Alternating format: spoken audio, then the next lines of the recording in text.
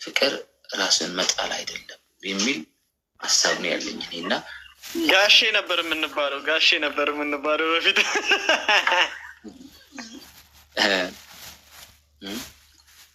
ባሏን ጌታዬ እሱ ጥሩ እኮ ነው። አሁን ክብር አሁን ኢቨን አብርሃም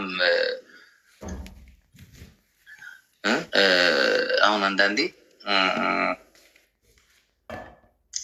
ያው ይሄ ልክ ነው መጽሐፍ ቅዱስ ላይም አለ አይደለ? ጌታዬ በቃ ይሄ ክብር እኮ ነው።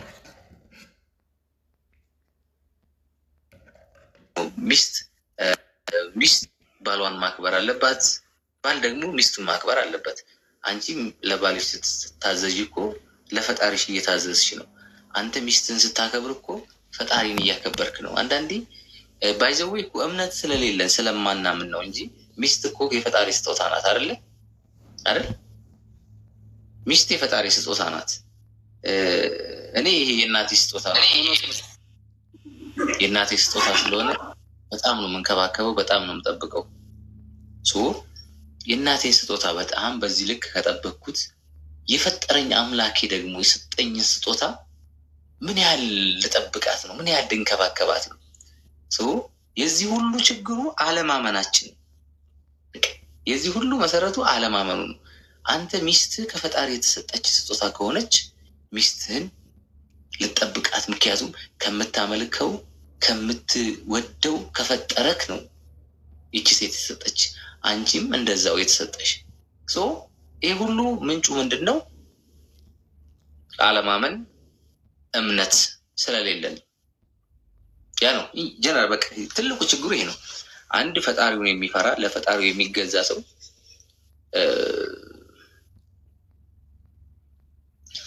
እሺ ኢስት ሚዲያ እሺ እንትን ላደርግ ነው ብሎክ እና ዋናው ምንድን ነው? አለማመን ነው። በዚህ ማመን አለብን። በዚህ ለፈጣሪያችሁ መገዛት አለባችሁ። ፈጣሪውን ማክበር።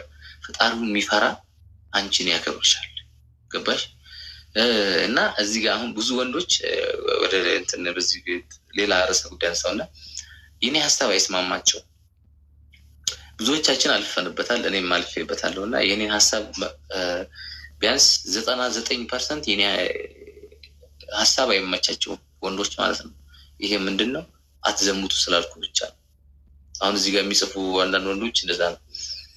አዎ ዛሬም ነገም የሚያፈቅርሽ ወንድ አጋድሞሽ ዘሙቶብሽ ነፍስሽን አያቆሽሽ። አለቀ። ገባሽ? የሚያፈቅርሽ ወንድ ብዙ ለምን እንደዚህ ምለው አሉ ሴቶችን ባይዘው እኔ የሆነ ልጅ ካልተኛን ምናምን ብላ ጥላኝ ሄደች ያለኝ ወንድ አለ።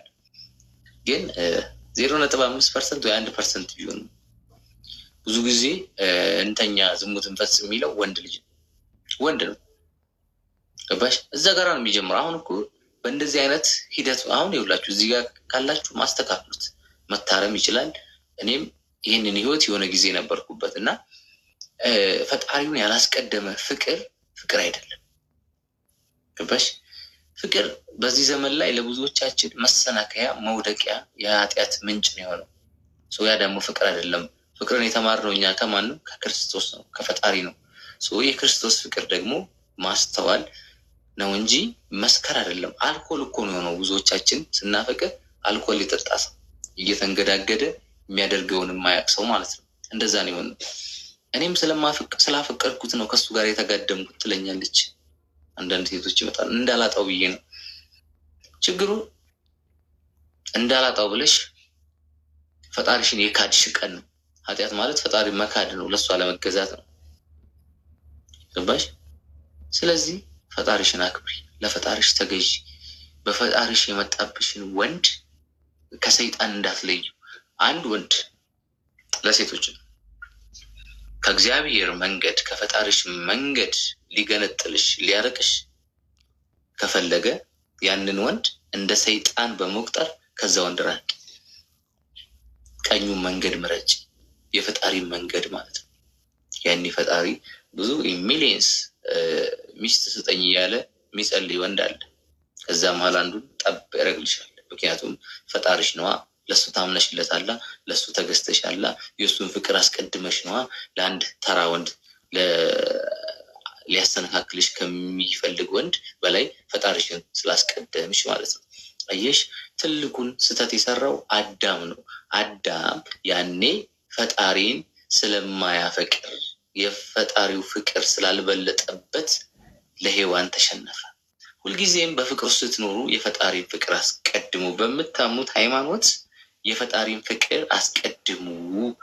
ያ አሁን በተሰነካከለ ፍቅር፣ ይሄ ውሸት በሆነ ፍቅር የተመሰረተ ትዳር አይጸናም። አሁን ትዳር ብዙ ትዳሮች እየፈረሱ ያሉትም ለዚህ ነው። ብዙ ትዳሮች የማይዘልቁበትም አንድ ምክንያት ይሄ ነው። አንድ ስቶሪ ልንገራችሁ። ለብዙ ዓመት የጸለየች ልጅ ለብዙ ዓመት የጸለየች ሴት ኪዳነ ምሕረት ወይ ባል ስጭኝ እያለ ጸልያ ሰጠቻት፣ አገኘች። ከዛ ወንድ ጋራ እንጠናና ብለው 9 ወር ቆዩ። በዚህ መሀል አረገዘች። ተጣልተው ነበር እና በየጊዜው ይጣላሉ፣ ይታረቃሉ። አረገዝኩ ስትለው ምን አላት? ደም ነው አስጠራርጊው ነው ያላት። አውጭው ቆሻሻ ነው ያለው ውስጡ። ይቺ ልጅ ከዛም በኋላ ከፈጣሪ ጋር ጸብ ጀመረች። እንዴት ፈጣሪ ሆይ እኔ ጥሩ ባል ስጠኝ ብዬ የሰጠህ ይመስሎኛለች። ፈጣሪ የሰጠሽን ነገር አንቺ ካረከሽው፣ በፈጣሪ መንገድ ይዘሽው ካልዘለቅሽ ከዛ ነገር ፈጣሪ ተለይቷል። ስለዚህ በፍቅር አትግማሙ። አለቀ። አሁን እዚህ ውስጥ ካላችሁ ታረሙ፣ መታረም ይቻላል። ገባችሁ? ለዚህ እኮ ነው አሁን አንድ ወንድ እኔ ምሬ ልንገራችሁ፣ ከልቡ የሚያፈቅር ወንድ ልክ እንደ ያዕቆብ ይታገሳል። ባይዘው ሰው ፍቅር ሲኖረው ታጋሽ ነው የሚሆነው። አንቺ ከሱ ጋር ማድረግ ካልፈለግሽ ይታገስሻል፣ ይጠብቅሻል። ባይዘው ምክንያቱም አንቺ ከስሜቱ በላይ ነሽ። ገባሽ? አንቺን ማጣት አይፈልግም። ወንድ ልጅ ካፈቀረሽ አንቺን ማቆሸሽ አይፈልግም። ገባሽ? አፈቅርሻለሁ ያለሽ ወንድ ሊያቆሽሽ ከፈለገ አንቺ ቁሻሻ አይደለሽም። ፈጣሪ በንጹህ መንፈስ የፈጠረሽ ንጽሕት ሴት ነሽ። ስለዚህ ለፈጣሪሽ ተገዢ፣ ፈጣሪሽን እመኚ፣ በሱ መንገድ ሂጂ። ከሱ ጎዳና ሊያሰነካክልሽ የሚፈልግ ወንድ ካለ ከዚህ ወንድ በመራቅ ፈጣሪሽን አስቀድም። እህቴ ፍጡር ይኸውልሽ፣ ሰው ፍጡር ነው፣ ወንድ ፍጡር ነው። ፈጣሪ ደግሞ አለ የበላይ። ገባሽ? ከላይ ሆኖ ያይሻል እኮ፣ ከላይ ሆኖ ይጠብቅሻል እኮ። ስለዚህ አሁን ብዙዎቻችን የማይገባን ዋጋ እስከ መክፈል ይሁት። እኔ ያው ትላንትና ስለኖርኩበት ነው፣ ስለተማርኩ ነው በዚህ መንገድ ውስጥ አልፌያለሁ። እኔ ቆሽሻለሁ በፍቅር ምክንያት። ግን ፍቅር አይደለም። ይኸውላችሁ ስሜት ስለተሰማችሁ ብቻ ደግሞ ፍቅር የያዛችሁ እንዳይመስላችሁ። ፍቅር ስሜት ብቻ አይደለም። ፍቅር ከስሜትም በላይ ነው። ፍቅር ማስተዋል ነው። ገባችሁ? እኔ የሆነ ጊዜ አፍቅሬ ከሆነች ሴት ጋር